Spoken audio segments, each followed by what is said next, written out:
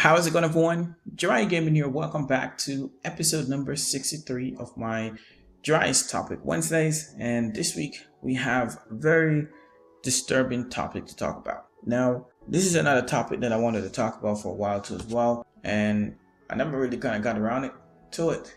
And some recent resurgence of certain things kind of prompted me to wanting to do this topic. And so I wanted to get, of course, again, share my thoughts and opinion on this topic, and as well as, hopefully you guys will leave your thoughts and opinion as well in the comment section so I can hear them as well. Now, with that said, from the thumbnail, you guys should know exactly what we're going to be talking about. We're going to be talking about, of course, Ethan Couch. This is a young man who, at the time, was 16 when he killed 4 people. The guy lost his, of course, wife and daughter right in front of his house while they were helping a Good Samaritan. And of course, a wife lost her husband, and so forth, etc. Just an instant, because they all died. As far as what I heard and research and so forth, they all died instantly from the impact. In fact, it was such a bad impact that the accident covered almost a city block. That is pretty bad. And the incident, of course, took place here in Texas, a little bit past Fort Worth, Texas. Now, this is a really good case of, privilege, and I guess in a sense you can say money buying privilege. Here you have a kid that's 16 who's been driving at the age of 13, which is illegal. This, of course, was brought to the attention of police in that area, police department, their parents as well. His father's a millionaire, owns I believe it's a metal business or something like that. And, he himself, have always, been kind of similar like his son, because he has money, he can pay his way to get out of whatever he wants to and so forth, etc. In fact, from the deposition that happened in the case that was brought against him, in regards to all of this that took place, he mentioned that he was stopped too as well, back in the days for a DUI, and he told, of course, the officer that he makes more money than a day than he makes in a year, whatever the purpose is. But of course, he's one of those guys that makes a lot of money and likes to throw it in people's face and believe you have power, which in some cases money does buy you power. And the same, of course, kind of power was given to his son. His son was driving to school at the age of 13. A teacher noticed it, mentioned this to, of course, the parents and the principal, so forth, etc. And what was told to them was that he would buy the school. And when he failed, it wasn't specific as if he did try to or not. I guess they just basically said when he didn't buy the school, he pulled, of course, his son out and was homeschooling the son. Now, he built a huge house, a big old compound, which he pretty much moved to and was living there, left out a house where Ethan was pretty much living by himself. No supervision, nothing to that effect. And of course, again, from the deposition, these are facts that I'm speaking of. He was pretty much left unsupervised, drinking, from his friends and so forth. They were telling they were there drinking, so the parents knew he was drinking. In fact, the night, I believe it was 4 months before the incident, he was, of course, again pulled over for driving under the influence. In fact, he was peeing in a parking lot, I believe, or Walmart parking lot, or whatever the case may be. He got pulled over, obviously breaking the law, was intoxicated. There was a young teen. At that time, I think he was 16, she was 14 or something to that effect. And of course, she was half naked, passed out in the truck that he was driving as well. And guess what? Absolutely nothing happened. Even though he was supposed to do community service, he was supposed to do, what do you call it?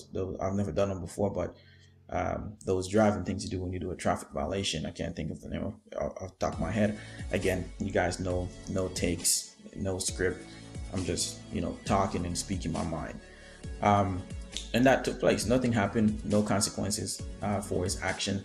And this is something that continuously went on throughout his life. He's never been disciplined for anything. His father made a false, statement in one of his depositions that he did punish him one time after the accident, after he was pulled over, rather, and he let him walk to work for a month, which then Ethan himself said was not correct. He doesn't remember being punished by his parents, or being told to walk to work, or being allowed to walk to work by himself. So shows that the dad was lying there too as well. The mom herself said that she's definitely not for drinking and so forth, etc., but hasn't done anything to curb her son drinking at a young age.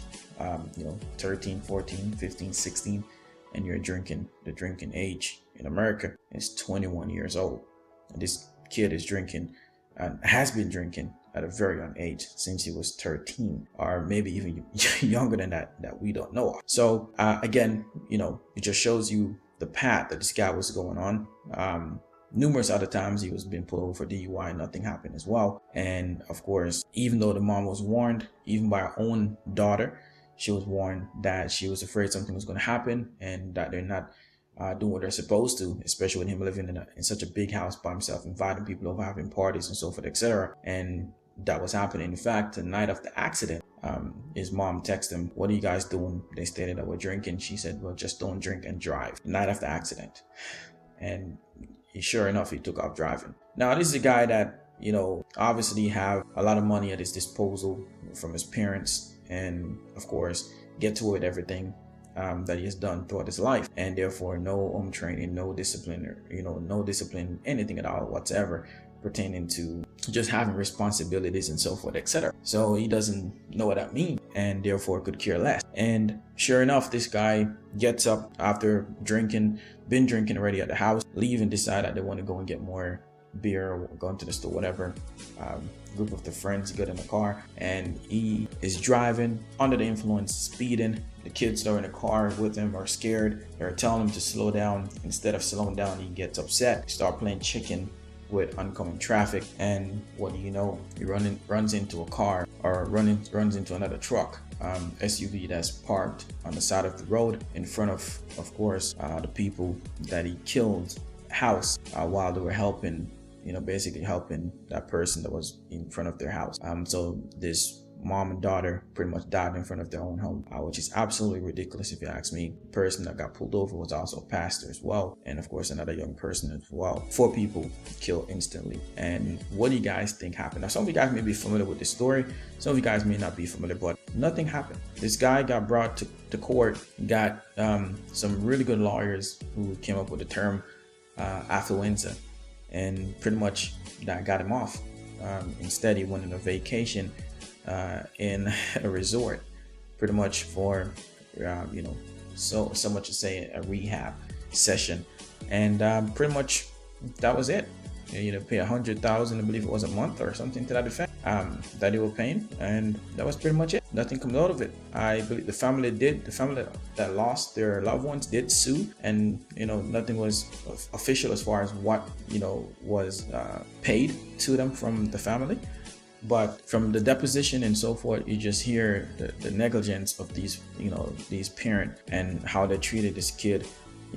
Gave him everything you wanted and so forth, and they're not going to face any crime or any punishment. He's not facing any punishment, and people are outraged about it. A lot of people were outraged about it when this happened, and I believe this happened 2.5 years ago, 3 years ago, and it was just an outrage. And the parents pretty much got away with it, and their son got away with it too as well. And it just shows you what money can buy, and how the system is, and sometimes makes absolutely no sense that someone can be, can get in trouble so many times for the same issues over and over, kill 4 people and get off scot-free because, someone make up a term, affluenza. I'm not saying it's not a term or whatever, but, it's just ridiculous in my book.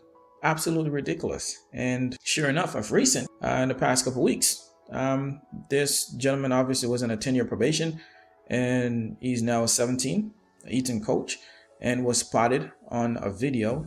I didn't see him drinking, to be honest, but somehow I guess he was around alcohol and so forth while it was at a drinking party, and then he went on the run and was later caught in Mexico, and they're getting ready to bring him back here to the US, back of course here in Texas. So we'll see what happened. We'll see if justice will be served for, of course, the crimes and stuff that he's committed. Some people may feel different about it because he was a young age. I don't, to be honest. And this is one of the things when I talk about, parents being more held accountable. Obviously, she won't be held accountable for what happened, but maybe for helping him run off into Mexico.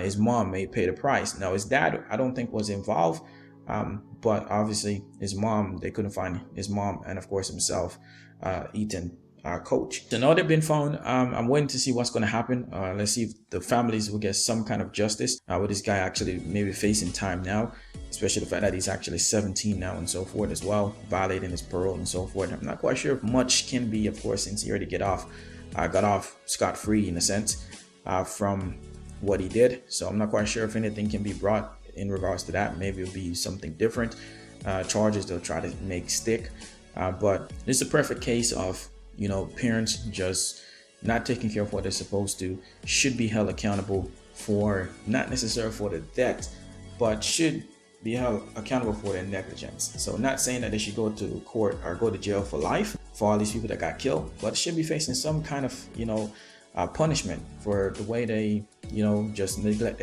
their child, and obviously led to this. All the signs and stuff was already there, and you know, this is something that was progressing up until it happened. Let me know your thoughts and opinion in the comment section. Do you think this guy should face some time? Do you think they should go back and charge him for it? Obviously, I don't think I can do that as well, since he's already found not guilty for it. All right, no, he did plead guilty to something. I can't remember exactly, but what do you guys think? Do you think he should be charged and face some stiff time? Are you guys yourself familiar with it? Do you think there should be some kind of law implemented now that hold parents accountable for stuff like this, for, you know, gun control as well, in a sense, as to just leaving stuff open for your kids to take a gun and go and shoot people? Obviously, you're not responsible for your son, you know, or your daughter going out and killing someone, but you're responsible for securing that weapon so that person can't get to it. It's one thing if your son went outside the home and get a gun and kill someone else, and you just leaving the gun open for your son to take it and go and kill someone. I firmly believe that there should be accountability. You know, people should be held accountable for these things. Parents should be held accountable for it. But let me know your thoughts and opinion.